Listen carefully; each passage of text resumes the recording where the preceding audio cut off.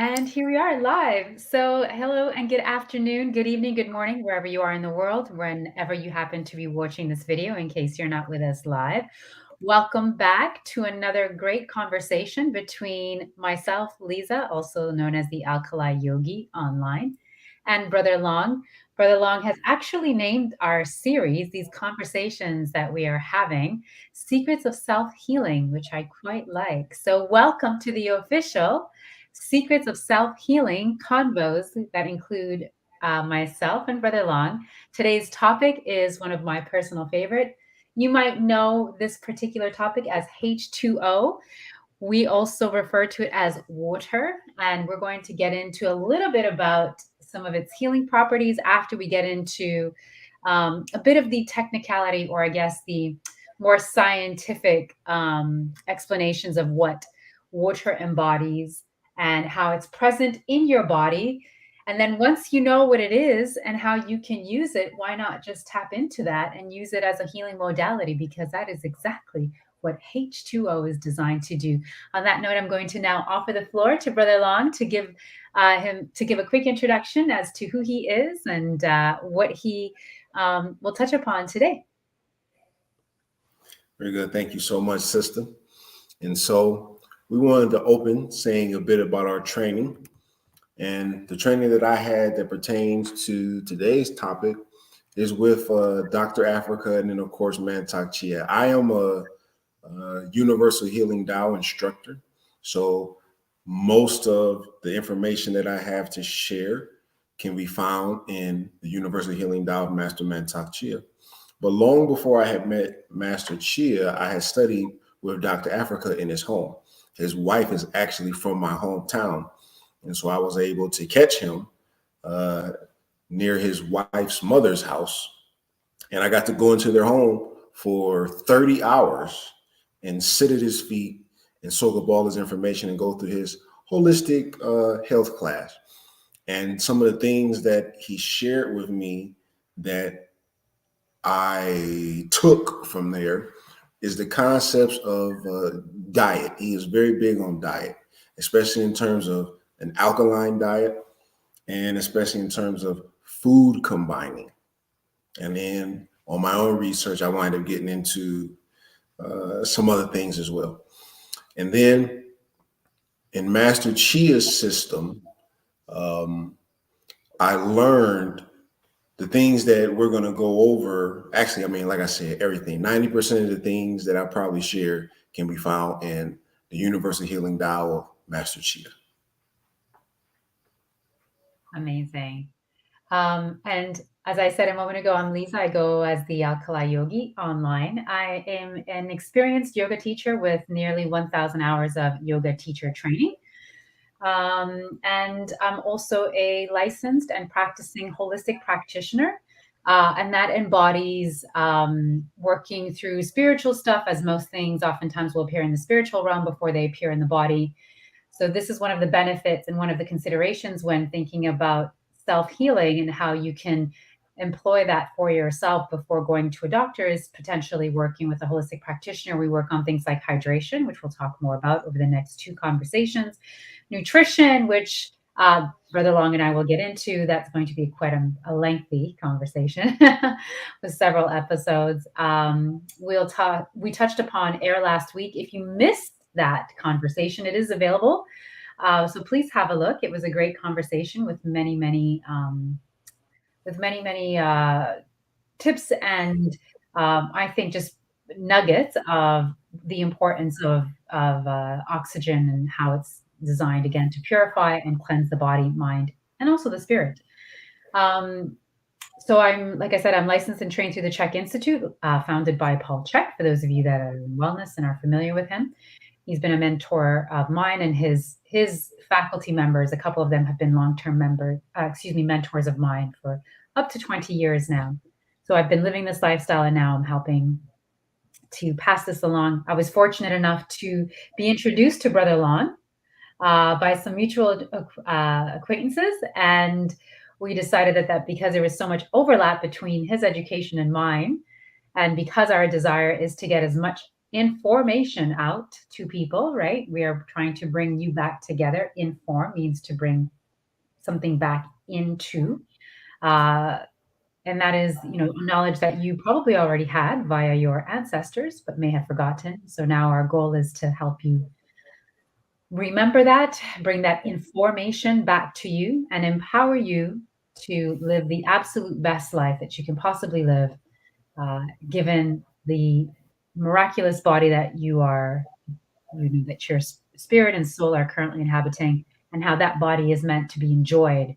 It's meant to elevate your time here, and it's meant to be treated as a temple, for it is that. Excellent. Very good. And so our quote from the day comes from the Wahoo Ching, the unknown teachings of Lao Tzu. And he said, to the ordinary being, others often require tolerance. To the highly evolved being, there is no such thing as tolerance because there is no such thing as other. And so this touches upon kind of this universal principle that's found in most spiritual traditions, and that's the idea of the oneness of things. Enlightenment being traditionally what they call it when you experience that oneness of things for yourself. And when people see the oneness of things, then they don't have enemies, nor do they have friends. Mm. They see everything as being one thing. And when you're in that space, you don't have to tolerate people. And so I myself am not in that space yet. I aspire to get there. And that's one of the things I love about Lao Tzu and the Wahoo Ching is that from the very first time I heard the words he'd written, it gave me a goal of a certain level of spiritual evolution that I knew was not a part of my current state. Mm. But having an idea of the type of state I want to get into, I'm able to constantly see whether I'm growing or not. And I wouldn't say that I'm growing just because I feel I'm growing. I would only say I'm growing if I can see myself exhibiting the behaviors and consciousness that is the evidence of certain levels. So I, like you, am very much on my path, not quite at the destination. I suppose some might argue that if I were at the destination, I may no longer be inhabiting this body or be on this plane, possibly. So it is very much about the journey. And I think that that's an important reminder to our listeners is that wherever you're getting your information from, whether it's one of our self healing conversations or whether it's through your GP, your primary physician, etc., as you always question the information. Sometimes you'll find that it just resonates with you. You'll get for me, it's like a tingling through my blood. I can feel it when something hits a nerve, and it's to me sound right knowledge. But I still always like to go and look up things that I'm oftentimes researching on my own or that I'm being told I should be taking as facts. And I hope that people take our information as that to something to contemplate on, something to reflect on, and then something to research themselves. Because I can speak for myself, anyways. When I say this, I'm not in the business of telling you things that are absolute and that you should 100% believe what I'm saying to you. What you should do is overstand what feels right to you, what appears to be correct to you, and you should also do your research because we are just human beings, Brother Long and I. We are people who are just wanting to share what we have, the skills that we have acquired in a way to again empower you. Very good. And so that leads us into our topic of today, which is water. And we have quite a bit to say on this topic, so we're probably going to break this one up into two shows. Um, the first water that I would like to talk about is the urine. Not just because it's the urine, but because of the things that's associated with the urine, which is your kidney. So, what are we looking at here? This is what your kidney actually looks like inside your body. You've got a gland that's on top of it, and that is something that we need to get into is the role that your glands and your hormones play in your healing. A lot of our meditative work that we do in the Tao involves our adrenal gland. It sits on top of your kidney, and then you see that your kidney is kind of wrapped up in this material. And the material is made out of a type of tissue that's called fascia. So when you look at your organs in your chest cavity, it kind of looks like all your organs are touching each other. Okay. It looks like your heart is touching your lungs. It looks like your liver is touching everything looks like it's touching. So the reason that they're not touching is because all of the organs are wrapped up in this layer of fascia. And then there's some space between the fascia and the organ. And then that space is filled up with fat. So in the Tao, they develop ways to fill this space up with air, okay, to pump it up like a tire, which creates a layer of protection around the kidney. The reason for this is because a lot of these Taoist practices come from the martial arts. And in the martial arts, if you're hit in your body with a weapon, it could damage your organs and end the fight very quickly. So in order to strengthen your organs so that they could withstand a blow from a weapon, they had a practice called the iron shirt. And it's like putting on an iron shirt. But what really happens is you feel your space in between your organ and your fascia with the chi. And then that becomes like a tire protecting them. So in the process of protecting this organ, the organ also becomes healed. Okay. So the same practices that they did to protect their organs, we can use to heal our organs. And that's very important because part of the secrets to self-healing is that your body creates its own stem cells. And if you can tap into the intelligence within your own cells, your body is already designed to grow and fix whatever might go wrong. We just have to learn how to tap into that intelligence and activate it. And so that's the first part about the kidneys that I wanted to say is that in these practices, we're learning how to fill that space between the organ and the fascia with chi so that we can heal and protect the organ. And it's the same for all of the organs. And could you add also, Brother Long, what is the emotion that correlates to the kidneys?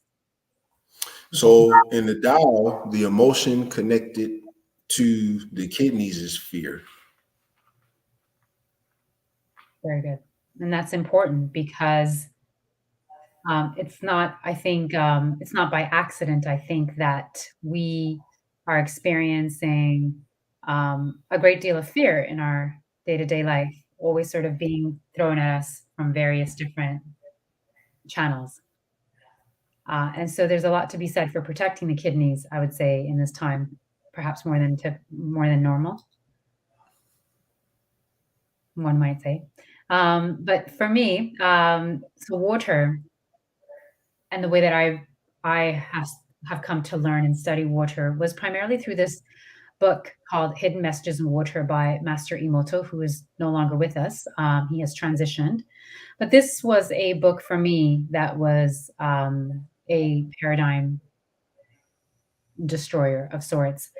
It made me overstand that when it comes to water, given that it is what we are primarily made of, and the universe is also primarily made up of water, water is a constant recorder. And so the messaging in the water is really relevant because the way that it then connects to our bodies, to our cells, will be impacted by whatever the message or information that is traveling through the water to us.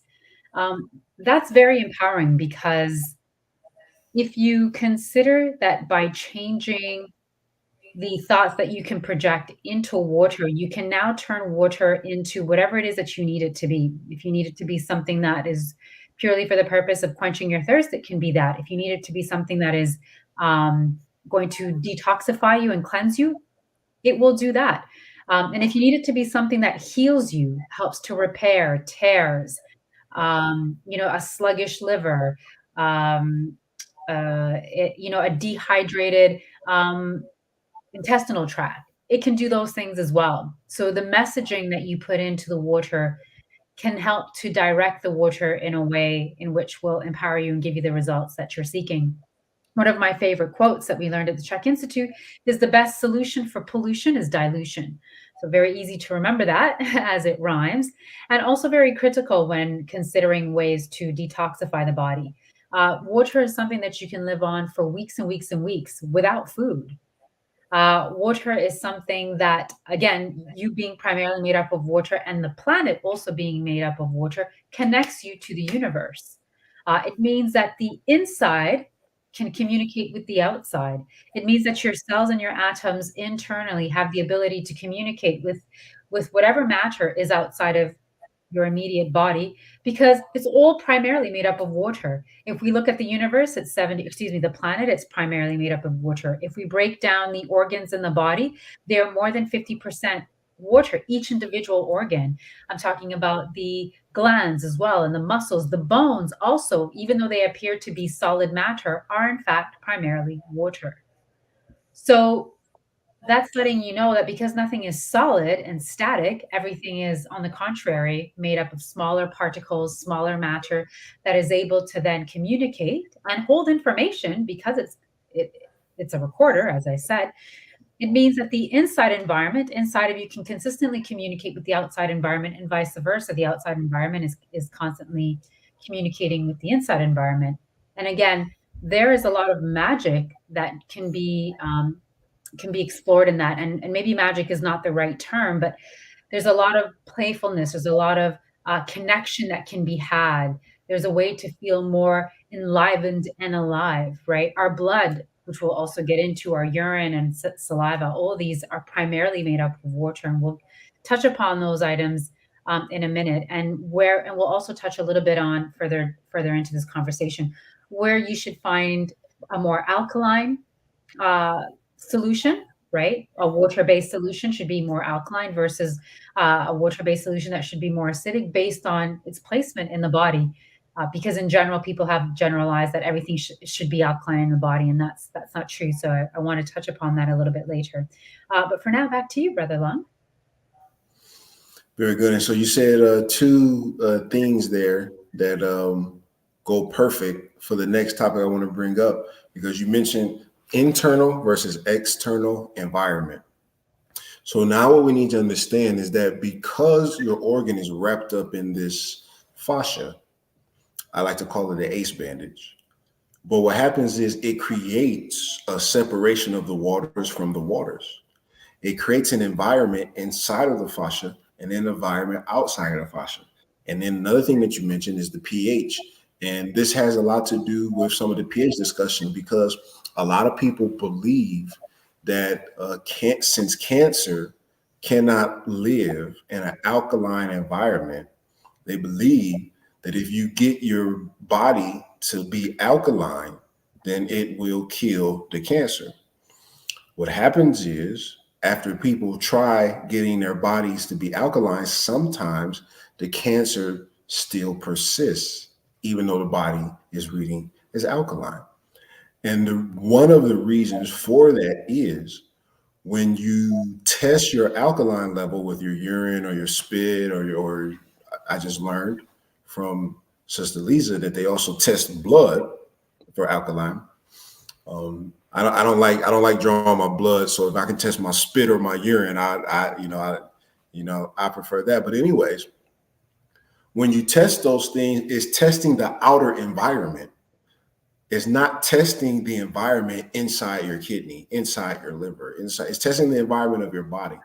So what happens is your body could be registering alkaline, but the part of your body that's diseased inside of that inner environment, that could still be very acidic, because the emotions that are connected to the organs, if you're feeling these negative emotions, your organs are going to be putting out this acidic energy, and it's going to be trapped inside its inner environment.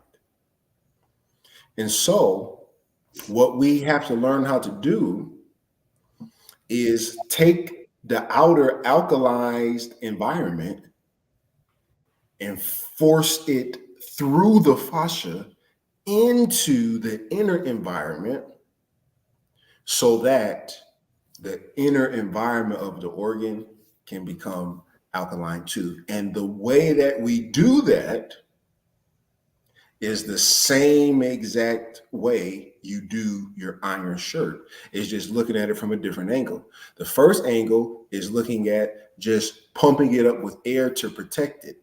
Now you realize, as you're pumping it up with air, you're forcing that outer environment into the inner environment.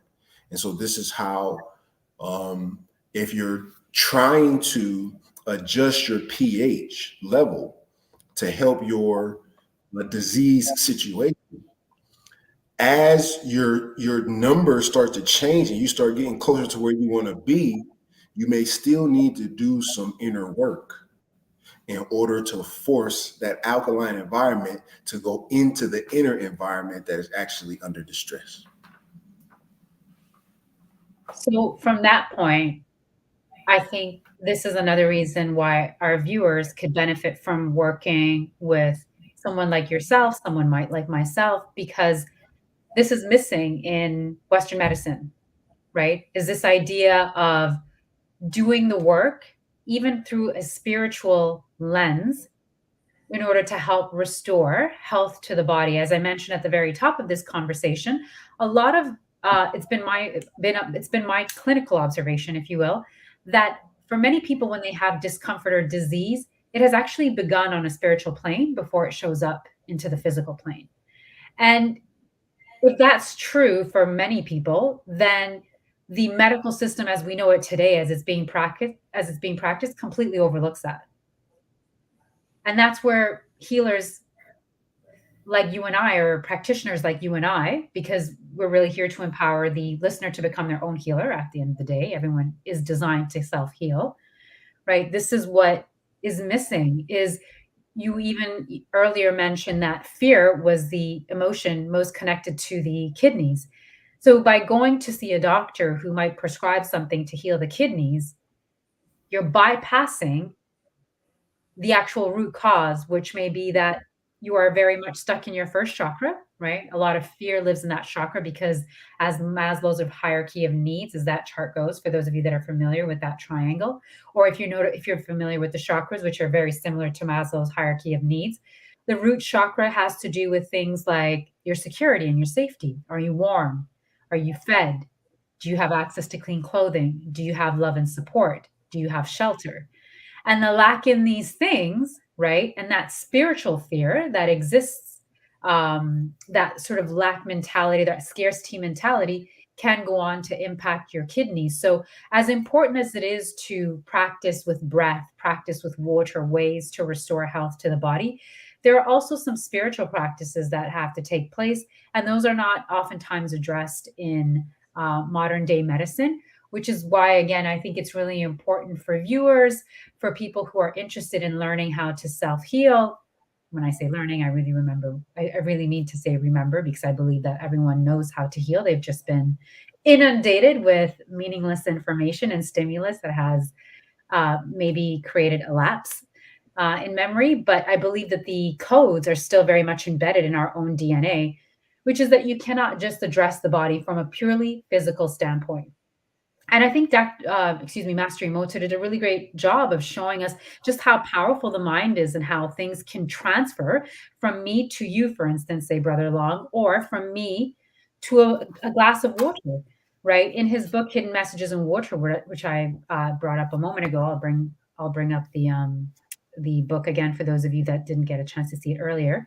What you're seeing here, what Master Emoto did here essentially, and this study has actually been replicated over and over and over again by top universities around the world. Scientists all over the world have been able to replicate his results, which is, you take a glass of water, preferably something that is spring though, and not recycled toilet water from a tap. You impart a blessing on it, and then you allow it to freeze, and then you put it under a microscope, and what you'll find is that you have these perfectly formed crystals like you're seeing on the cover there of the Hidden Messages in Water book, on the left side there, which is a beautifully formed, very symmetrical shape. That's letting you know that information is constantly transferring from inside to outside, outside to inside, right? So equally, how can we then empower ourselves to heal by, sending the correct messages out so that we get the correct messages back in? I can't think of a time when a doctor has ever said that to me, that I should be thinking about, what I'm sending out in order to improve what I'm receiving in. Does that make sense?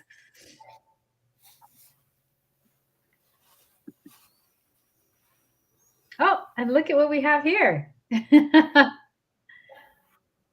actual demonstration of Master Emoto's work. Did you want to speak on this? Sure. So there was this guy named Dr. Emoto, and he discovered something fascinating about water.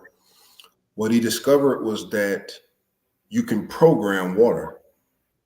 So, for example, he would take some water and put the same water in two different environments. Then he would freeze the water. Once the water was frozen, he would look at the water under a microscope, and then he would see that the environment the water was in changed the cellular structure of the water. So, for example, he can put one glass of water in front of gospel music and another glass of water in front of heavy metal music, and the gospel music will change the cells of the water into these beautiful snowflakes, and the heavy metal music will change it into something that looks like toxic sludge. It's the same water. You could also write on it. You could write positive words on a piece of tape and stick it to a bottle of water, and write negative words on a piece of tape, stick it to a bottle of water. The positive words will change the water into these beautiful snowflakes, and the negative words will change the water into something that looks like toxic sludge. He had some water normal, and he took the same water, prayed for it, and saw the difference. So what he proved is that you can program water. That becomes significant because your body is 80% water. So there are some techniques that you can use to program the waters of your body.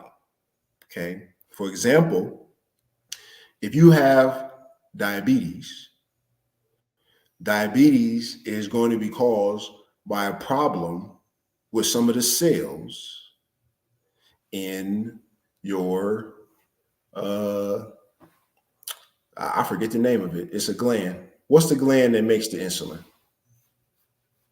Hang on. The gland that makes the insulin. It's wrapped up in your stomach. I haven't talked about this in a long time. I forgot the name of the gland. Because when you have diabetes, it's type 1 or type 2. The pancreas. The pancreas. Yep. Okay, thank you. Mm-hmm. So if you have diabetes, what you have could be a problem with your pancreas. Maybe your pancreas is not creating enough insulin. So what you could do is take your water and write healthy pancreas cells. And those words will change that water into healthy pancreas cells water. Then when you drink that water, those cells will go right to your pancreas and help it to start creating newer cells. Okay. And so this is an example of how you can apply Dr. Emoto's research to your own health and wellness journey.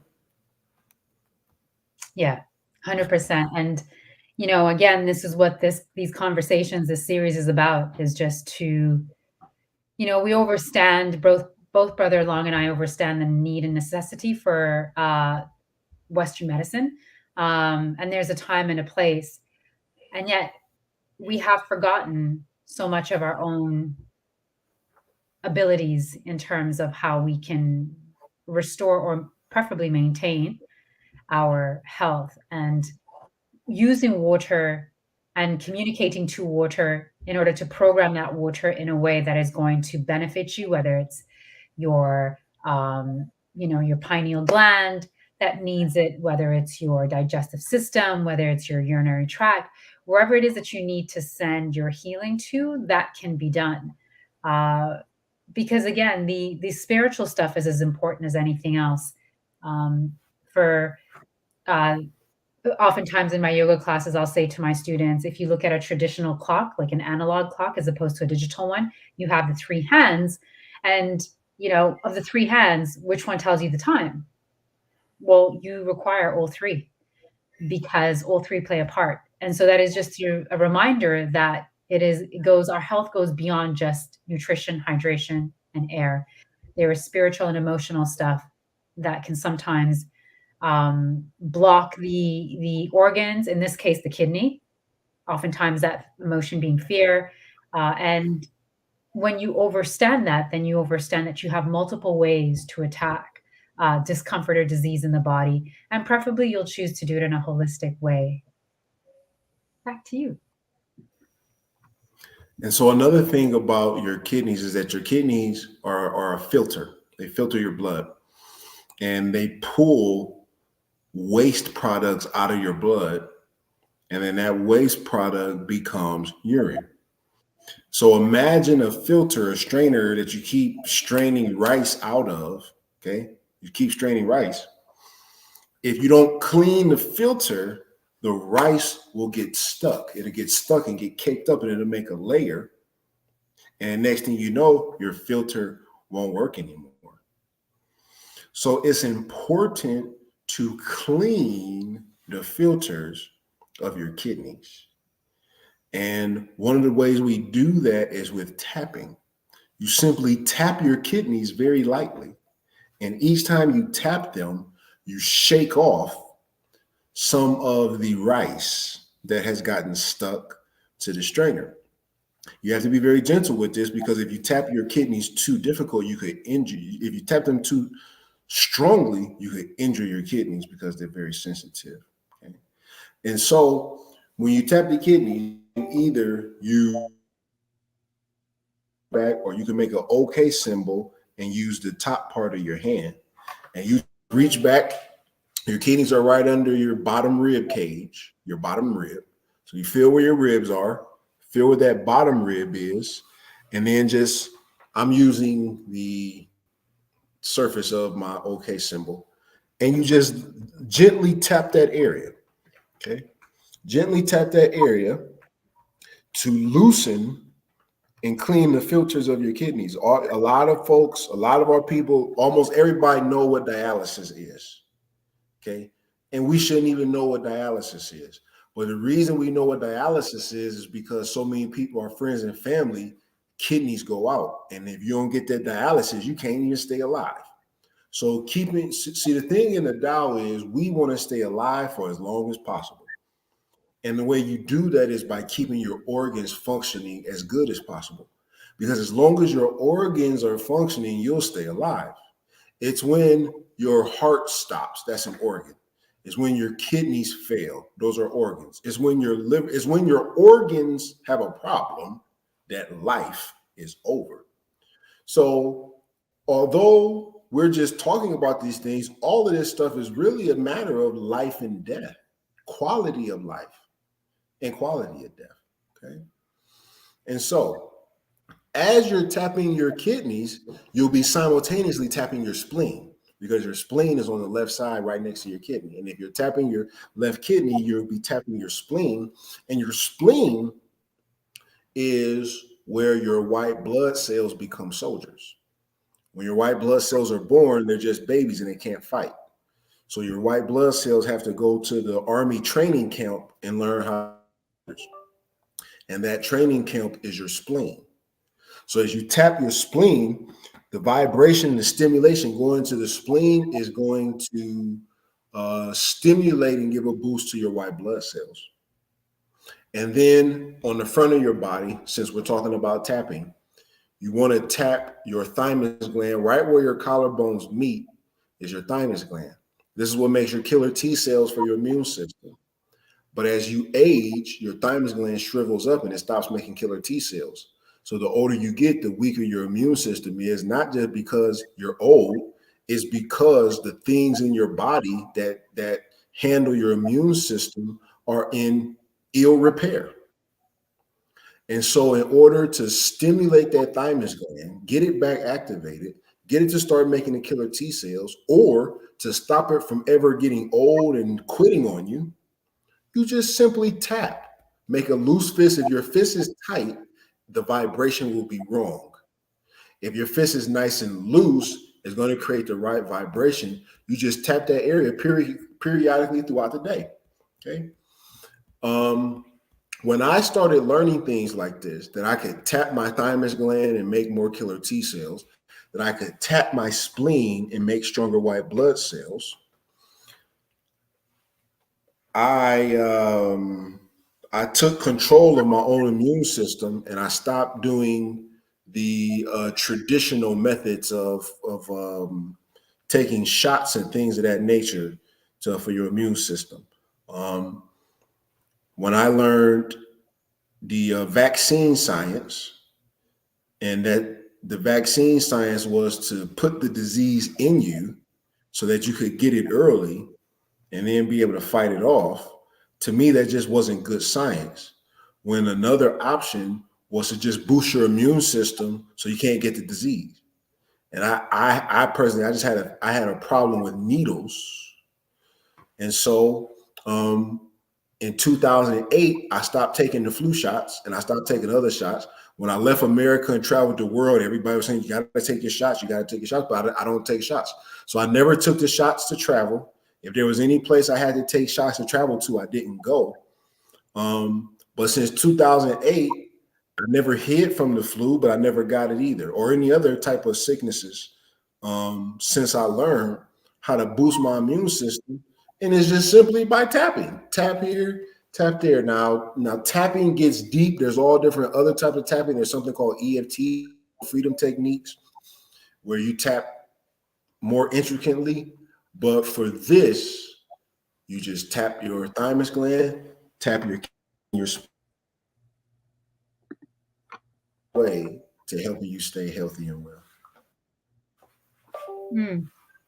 Can you talk a little bit about, because you said, you alluded to the fact that our community is very aware what dialysis is, right? And again, because we know that fear is closely associated to the kidneys. Would you like to touch upon a little bit as to why our community has been targeted in this way, and why we see so many of our family members and loved ones, I've had it in my family too, go on dialysis? Dialysis is a natural progression of diabetes. And so the amount of our, everybody knows diabetes too, because all of us have somebody with the diabetes. And unfortunately, I can't say most, I don't know the numbers, but I do know that when people get diabetes, a natural progression of that is for your kidneys to fail, leading to dialysis. And because I would say that also, given the disenfranchisement of our people, people of with melanin, and our very colored and unique history, um, there has been a lot of fear interjected into just our way of living. And even through our ancestors, I think that there may have been a good amount of fear that has been passed down.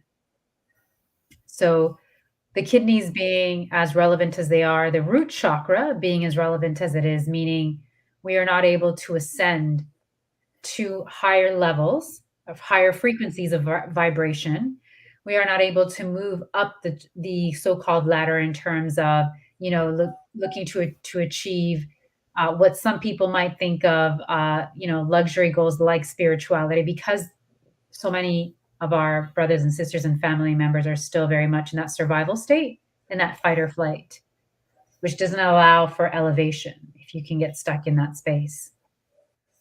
So I think this conversation about kidneys, the root chakra, and how we're impacted by it, I think that this applies a great deal to us. I do think that, although I haven't looked at the numbers recently, that the uh, our community is mostly impacted by things like diabetes and things that correlate to, poor health in the kidneys. Um, And then you also brought up urine for a moment. So I'm just going to talk about, earlier I said, not everything is meant to be alkaline. That's kind of painted with a broad stroke. Urine is actually one of those liquids, which is primarily water, like everything else in the body, that is actually meant to be quite acidic. Cancer patients oftentimes have very alkaline urine, and that's because they're not correctly and properly filtering out. So whilst it is important to, strive for an alkaline, well, you're not even striving for an alkaline blood level. Actually, your blood has to remain alkaline, and it does so come hell or water. What I mean by that is the blood will actually forsake other other organs in the body and bones primarily, and take things like magnesium and calcium and other things to help alkalize the blood in order to keep you alive. What I'm saying is the body will, for lack of a better term, rape another part of the body in order to compensate, in this case, the bones and even the teeth, which hold things like iron, manganese, etc., in an effort to alkalize the blood and keep it at homeostasis. Remember, the body always wants to be at balance. It always wants to come back to the center. And it will do whatever it needs to do in order to achieve that, even if it means sacrificing another part of you, specifically a limb or a particular organ. That is Mother Nature's way of conspiring to keep you alive. And when you overstand the body's work in order to keep you alive, for many of us, it makes you want to meet it at least halfway, right? By doing our part. And so urine is meant to be acidic.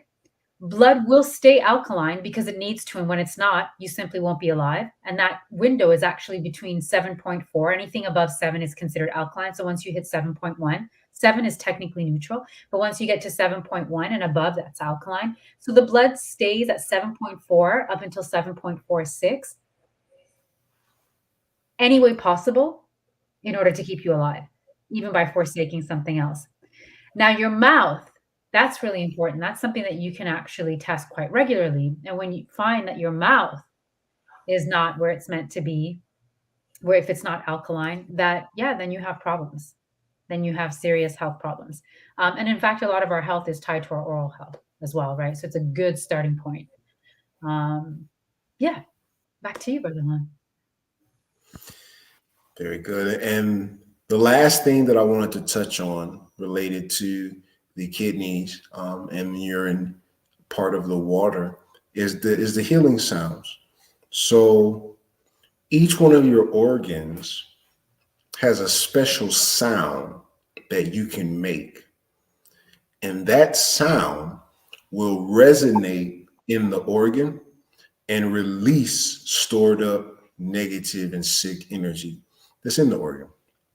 Kind of like along the same principles where an opera singer can take a glass, and if they sing the right note, they can break the glass. Similarly, if you make the right sound, you can do something to your organ that will break and release the stored negative energy that's in there. And so that's called the healing sound. But when you do the healing sound, you don't just make the sound. You have to position your skeleton in a special way that will allow you to grip the fascia around your organ and then pull it to squeeze the organ. Okay. So each of the 5 sound has a special way you have to move your body and get your bones into an alignment, because when your bones align a certain way, it connects to your tendons and can connect to your fascia. So you get in a position, you push and pull and squeeze your organ, and then you make the sound. But when you make the sound, it has to be subvocal, almost so that no one can hear it. If someone was in the room with you, they should not be able to hear you making the sound. If you make the sound loud enough for people to hear, then the sound vibration is too strong to penetrate into the organ and cause the healing.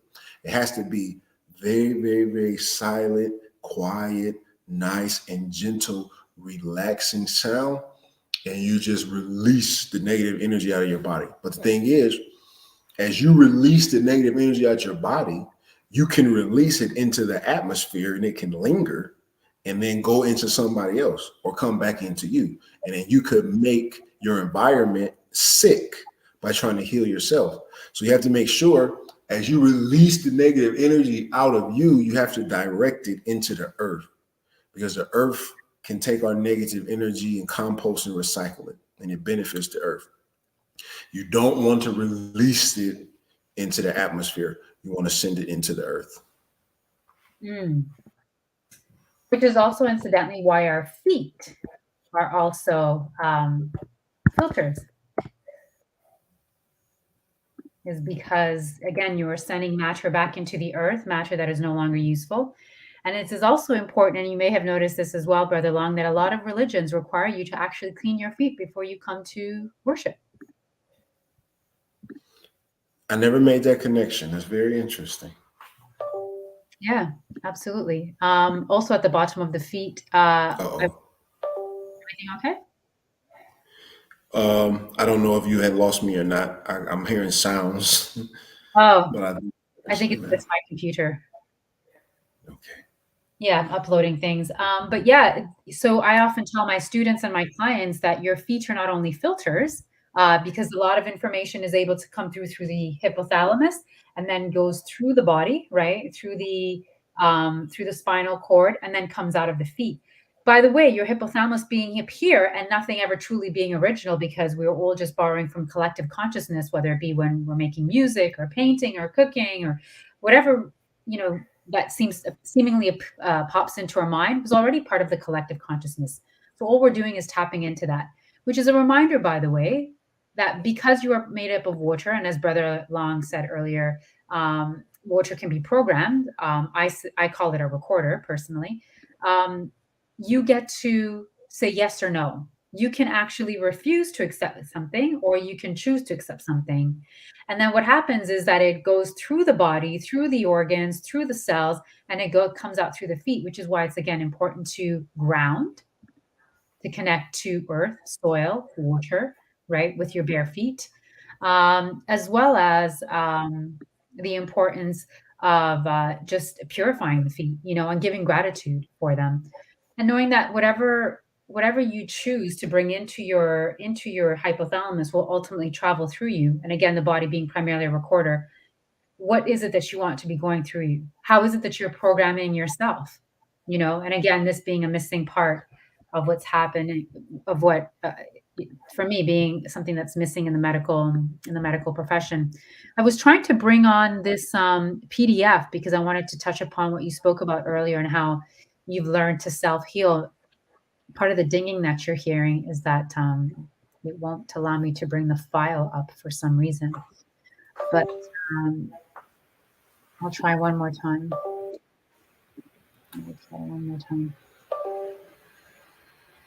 But yeah, did you want to add anything, Brother Long, to that? Can you hear me, sister? I can. Yeah. Can you? Can you hear me? That was my Wi-Fi was having a. Can you hear me, sister? I can do. Yeah. Okay, yeah, I was having some problems with my router. I apologize. Oh, no worries. We've not lost you, so it's all good. Yeah. But as I'm trying to do that, yeah, I'll let you carry on. Is there anything else you wanted to add? Well, no, that was all for that subject. Our next one doesn't take very long, I don't think, to go through, but I know our time is coming to an end. I wanted to extend the chance for people to ask any questions about anything. Yeah, very good. Let's see if there are any questions. Give me a second. I'll have a look. We've got TikTok. If there are any questions on TikTok, I'm paying attention to you guys. Messages on YouTube, please let us know. Let me check IG.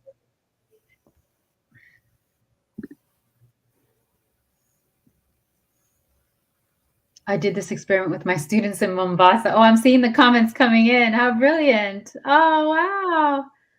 Loads of I wonder, I loads of wonder people. I wonder what experiment they did in Mombasa. I believe with the water, actually. Yeah, yeah, Oh, yeah, yeah, that's yeah. cool. That Yeah, is cool. somebody said that in the IG chat. Okay, great. So, any questions, guys? I'm currently looking at IG. I'm also going to YouTube and looking at the chats and TikTok. I'm also paying attention to you. If you guys have anything, please come to us now with it before we log off for today. And of course, we're going to continue next week with this great series. And we're going to be expanding a little bit more on water, where during that time, we'll also discuss things like how to source water, how much water to consume for your body type, excuse me, for your body weight, rather, etc. So we'll give it just another minute here. Meanwhile, so I'm still trying to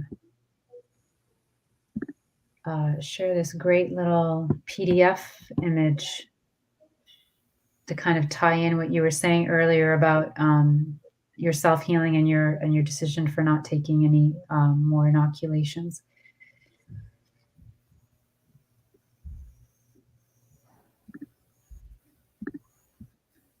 Okay. Let's see. Let's see. Okay. Well, it doesn't seem that we have any questions. So a good amount of people came through. We appreciate you all for coming through today. Lovely that you joined us. I think I got through all of the comments as well.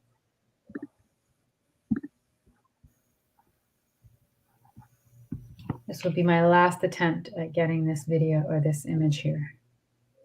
Let's see what it says.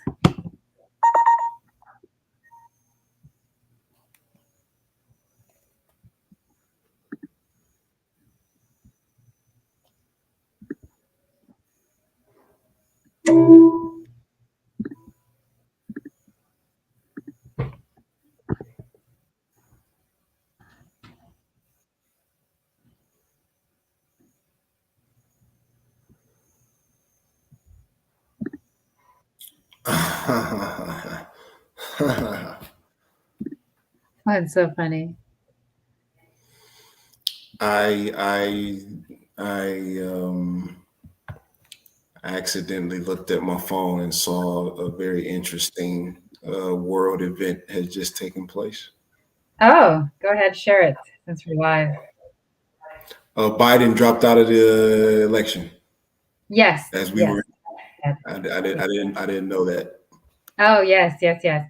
All right, guys, I'm going to do this old school, yeah, because I keep trying to add this file, but it's saying it's corrupted. So perhaps you can see that. And this was kind of just to, I'll even take us out of this image. Excuse me. Boy. All right.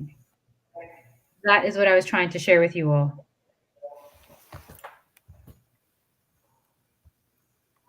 So it seems to me, Brother Long, that you are practicing the terrain theory. which is also what I practice. Very cool. Yeah. And I would say that Western medicine is very much practicing the germ theory. So these are two different ways to approach things. And I would say, since this way is not working out so well, and I say that because in the West, specifically in Canada and the United States, the third largest killer is actually medical error. So there you have it. Maybe it's time to reassess some things. Maybe it's time to take a little bit more ownership of our own health and well-being. Maybe it's time to work with a Taoist healer or a holistic practitioner or both, if it suits. I think on that note, we will sign off until next week. Yes, and something you just said, I believe, is called iatrogenic death. Is I believe it's called iatrogenic, and it's the term for death by doctor, accidental death, and Oh my! it is and so John Hopkins did the research because they don't report it when a person dies from iatrogenic death. Is not required to be reported, so they sweep it under the rugs. So when John Hopkins looked through the numbers and did the research, they found that iatrogenic death is actually the third leading cause of death in America. Heart attack, cancer, iatrogenic death. Yeah. So understanding that, you're more likely to die by a doctor's mistake than anything besides cancer and heart attacks.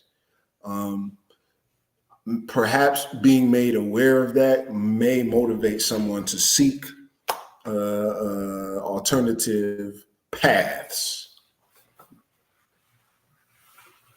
Sounds like solid advice to me. And again, we're not saying don't go to your doctor. Let me be very clear. If there's an emergency, don't call Brother Long. Please don't call me either. Get yourself a medical professional. Go to to your GP, your practicing family physician, and what have you. But just know that there is much that can be done in non-emergency situations where you can, in fact, take your own health back, your own power back, and do exactly what you were designed to do, which is self-heal, which is why, in part, we have titled these conversations Secrets of Self-Healing. And an ounce of prevention is worth a pound of cure. So instead of waiting until you need the iatrogenic doctors to cure something, you can do the things to prevent yourself from ever needing that type of situation to begin with. What he said. Absolutely what he said. All right. So on that note, we will log off for today. Thank you all to all the people that joined. We hope that you found this informative. We will be doing this again, like I said, next week, part 2 on water, where I'll get a little bit more specific and give you some holistic tips on how to source your water and how much to consume. And Brother Long will have some more very interesting scientific facts for us, which we can't wait to dive into. All right, everyone. So get free, stay free, enjoy the rest of your Sunday or whatever day it happens to be that you watch this replay. Any final words from Brother Long, who's, by the way, generously donating his time to us from the continent of Africa. So I'm very grateful because it's very late for him. I want to encourage questions. Questions are very important. That there's an assumption that you all are looking for this type of information, and some questions will verify that assumption. My email is the number 1 dot brotherlong, the number 1 dot brotherlong at gmail.com. You can email me your question, comments, or concern, but it would really mean a lot to me and to us if you all would prepare some questions and ask some questions during the show so we can make sure we're getting you what you need. Yeah, and in addition to that, it also helps to inform how we should be structuring these conversations, right? So I'm just putting your email address both on IG and on YouTube. It will be left in the description box in case you're not on the live chat. So yeah, because again, it will help us to create an agenda and a timeline that will meet your specific needs if you guys come to us with questions. So, all right then, that's it for today. That's it. That's all. Have a great night, everyone. Thank you, Brother Lon. I appreciate You're you. very welcome. And You're very everyone, welcome, sister. stay free, get free, stay free. See you next week. Bye now. Bye bye.